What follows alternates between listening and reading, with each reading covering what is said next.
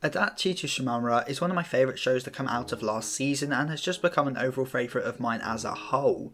So because I want to, I am today going to discuss the two title characters of the series, Adachi and Shimamura. Anyway, if you find yourself entertained at any point during the video, then consider liking, subscribing and ringing the bell, as I can't explain to you how much such a small action can do for this channel. Anyway, let's get on with the video. Adachi to Shimamura is a Yuri slice of life romance anime that follows, as the title suggests, Adachi and Shimamura. I have a feeling I'm going to be saying those two names a lot during this video. And although this series is a very typical Yuri in a lot of ways, I think it stands out amongst the crowd in the way it characterises its two leads and how nuanced and flawed they are as people. In a manner that reminds me a lot of Bloom Into You, though I personally enjoy Adachi to Shimamura a lot more. Not to say Bloom Into You is bad or anything of the sort. Adachi is an introverted but unknowingly selfish person, and Shimamura is an oblivious but unknowingly cruel person. They both have strong character traits that when taken to logical extremes can be very damaging and unhealthy. And the way the series explores these flaws in our two leads and how the two interact with and support and depend on one another in regard to these flaws is something I find incredibly captivating and fascinating. So let's start with the character who we follow the most in the series, that being Adachi. The timid, introverted girl who is surprisingly possessive and selfish even if they don't realise it. So Adachi at the beginning of the series is a very introverted girl, to the point she skipped class every day and just stayed in the loft of the school gym. She didn't have any friends, and to be honest didn't seem too keen on making any. That was until she met Shimamura and the two gained a friendship. And although I'm not saying by any means that just any old person would do, the fact someone sat up there with her and spoke to her was pivotal in her coming out of her shell. Adachi's family life was not openly toxic, but it was not welcoming at all. Her mother described her as depressing and said that she wasn't able to understand her, but despite all this didn't make any effort to get to know her daughter better. As such, Adachi is starved of affection because she never felt it to start with, so never desired it.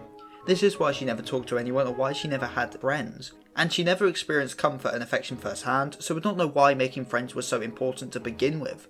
Therefore, when she became friends with Shimamura, she was hit with affection for the first time and it overwhelmed her. And now you could make the conclusion from this fact that Adachi's love for Shimamura in a romantic sense is just her overreaction to feeling a truckload of affection for the first time, and that the same feelings would have arisen towards anyone who showed Adachi these feelings for the first time. Though I personally don't see it this way. And although yes, anyone could have opened Adachi's eyes to affection, only Shimamura could turn those feelings of affection into those of love. Shimamura gave Adachi something she always lacked, and never knew she wanted. Someone to care for, someone to be cared for by. Shimamura unlocked a new side to Adachi and made her life a hell of a lot happier as a result. But speaking about Shimamura, the same can be said to her, in that Adachi changed her life just as much. Shimamura wasn't starved of affection like Adachi, on the contrary she had a very loving family and always seemed to have friends gravitating around her. In this way she is the complete opposite of Adachi. However, she didn't desire affection. Shimamura finds human relationships bothersome and she feels they require too much effort to maintain and keep balanced. She just doesn't see them as worth the time. To the point that she says that she'll probably not keep in contact with Nagafugi and Hino since they're in different classes, even though to the outside observer, they seem to be best friends. However, this all changes with Adachi, as Adachi is the first person Shimamura in a way doesn't want to grow distant with.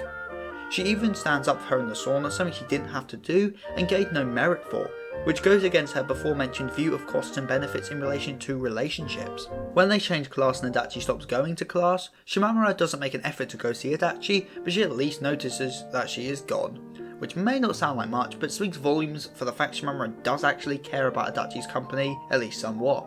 Shimamura cares for her little sister a lot, and often compares Adachi to both a dog and a little sister.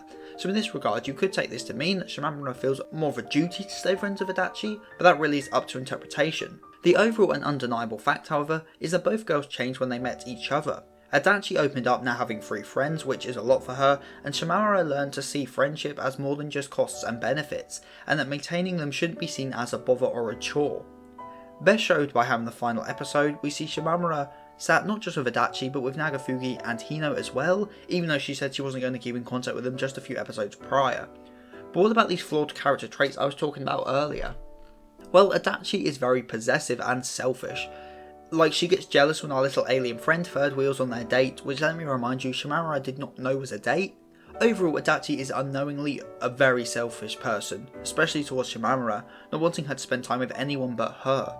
And another thing to note is how when Shimamura mentions that Adachi is possessive, Adachi doesn't refute the fact, instead saying that she thought such levels of possessiveness are normal, which may link back to her lack of affection from her parents, as she never would have been taught through experience the normal amount of affection to have towards someone, and so maybe going the extra mile because subconsciously she is trying to make up for lost time. Shimamura on the other hand isn't very selfish but is very cruel and unfeeling. Adachi rather obviously likes Shimamura a lot, like it's painfully obvious, but Shimamura, being the oblivious person she is, does not notice. Adachi makes a big thing out of Valentine's and Christmas, which are both romantic events, but again Shimamura doesn't notice.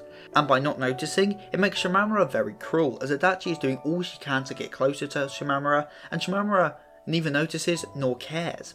Adachi went out of her way to get Shimamura a Christmas present that she knew she would like. She went out of her comfort zone asking Hino for help and got a very heartfelt present, whereas Shimamura got a present she thought her sister would like. It's really cruel to Adachi, however despite all this Adachi treasures that present way more than Shimamura liked hers, which again shows how much Adachi cares for Shimamura's affection. Adachi is too shy to just tell Shimamura she likes her, and Shimamura is too oblivious to work it out otherwise, and as such, we end up with the current predicament. Adachi is selfish and possessive as Shimamura won't return her feelings, and Shimamura is cruel because she doesn't notice these feelings.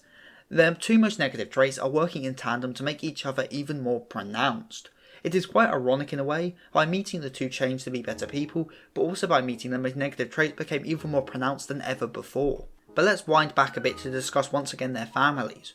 Overall, the interactions these two have with their parents is quite telling and acts as a somewhat of a foil. Adachi desires affection from her mother but instead only gets passive coexistence. Shimamura on the other hand gets affection from her mother but would rather have a more passive parent who doesn't seem to care. Both seem to desire what the other has, but in reality that isn't true. Shimamura saw how Adachi's mother treated her and felt bad for her friend. She didn't admire the disregard Adachi's mother had for her daughter, even though that is what one may think she desires from her own mother. Adachi is taken back a bit by how Shimamura's mom doesn't understand her much, but she fails to realise that she's doing the same thing to her own mother by hiding her true feelings. Both appreciate affection and understanding just in different forms, but do they get such affection and understanding from one another? No, actually not really. Shimamura is too oblivious to see Adachi's true feelings and to understand her, and the affection she shows Adachi is nowhere near as large as the amount Adachi gives her. Adachi, though, is so blinded by her own love for Shimamura she doesn't fully understand her and gives too much affection to the point it's one-sided and selfish on her part. So does this make them a bad match? No, not at all. As yes, they may not fully understand each other, but it is undeniable how much they care for and have changed each other. If Shimamura hadn't met Adachi, up by those ping pong tables, then the latter would have remained alone, starved of affection, and if not for Adachi, Shimamura would still see relationships as just pros and cons.